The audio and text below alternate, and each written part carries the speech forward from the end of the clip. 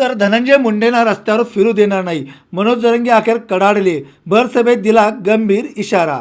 बीड जिल्ह्याच्या केज तालुक्यातील मसाजोगचे सरपंच संतोष देशमुख यांचं अपहरण करून त्यांची हत्या करण्यात आली। यामुळे आता राज्यातील वातावरण चांगलंच तापलं आहे। या प्रकरणातील काही आरोपी फरार होते। यातील 2 आरोपींना आज पोलिसांनी पुण्यातून अटक केली। सुदर्शन गुले आणि सुधीर सांगळे यांना पुण्यातून अटक करण्यात आली आहे।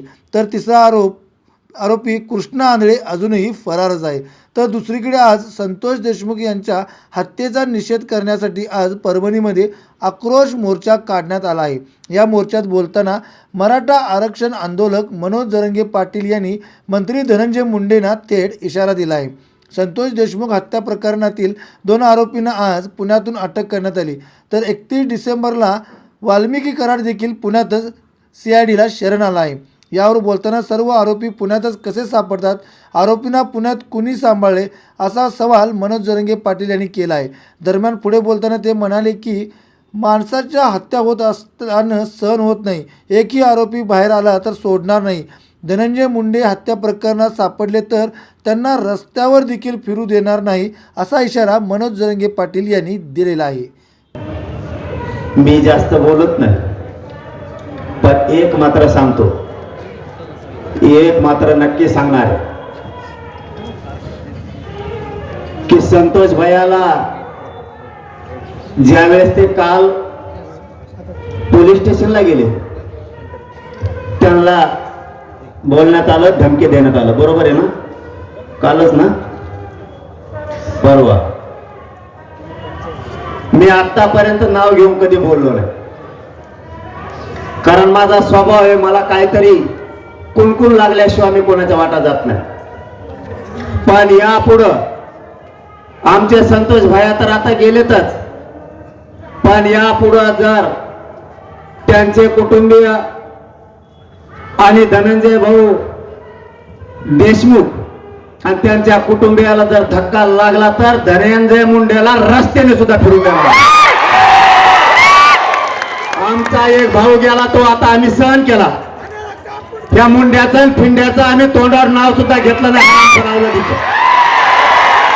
पण जर देशमुख कुटुंबियांना जर यापुढे त्रास झाला तर एकाला सुद्धा रस्त्याने फिरू देणार नाही।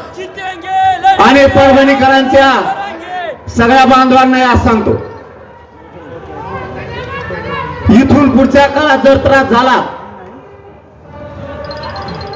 परळी असो कुणा बीड जिल्हा असो, इथल्या आपल्या समाजाला जर त्रास झाला तर परभणी आणि पलीकडून धाराशिव यांना घरात घुसघुस आणायचं।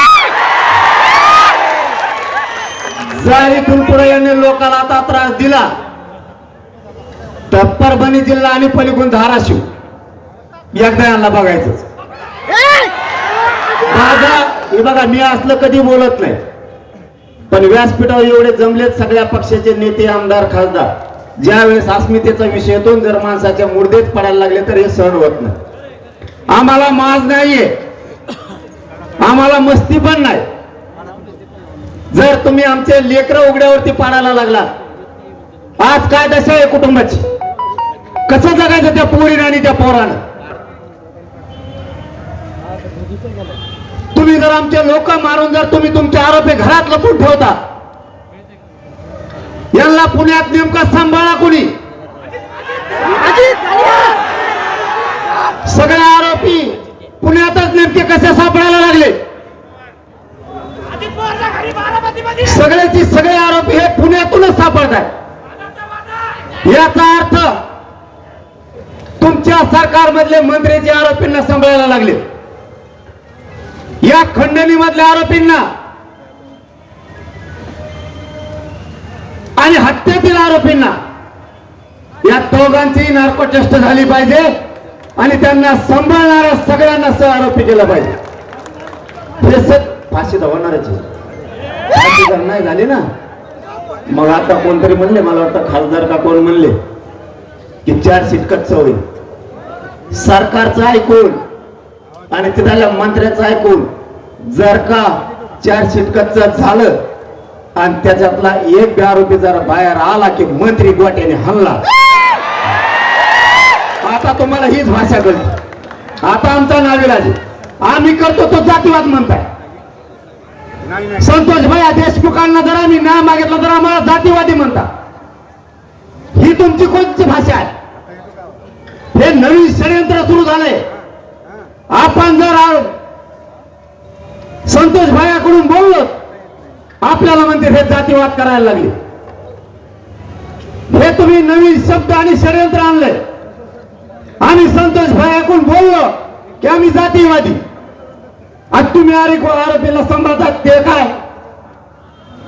तुम्ही आरोपीला गाड्या घेऊन पळतात ते काय? आणि संतोष भैयाला क्रूरपणे तुम्ही मारलं तो जातीवाद नाहीये का?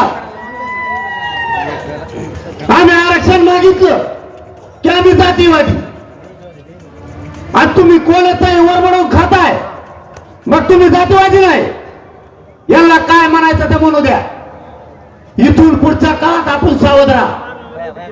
जर या समाजावर अन्याय व्हायला लागला तर आपल्याला सुद्धा गावाला घरात घुसून बाहेर काढावं लागणार. नाविलाज आहे आपला नाविलाज आहे. आपल्या लेकराचे जर तुकडे होणार असले तर सहन करायची सुद्धा काही परिसीमा असती. कोणते मराठी आहेत आपण आता संयम का बाळगायचा? जर पुढच्या काळात आपल्या समाजावरती आणि माता माऊलीवरती हल्ले झाले तर उत्तर जशाला तसा द्यायचा. आपण हटायचं नाही. Bureau report SBN Marathi, Parbhani.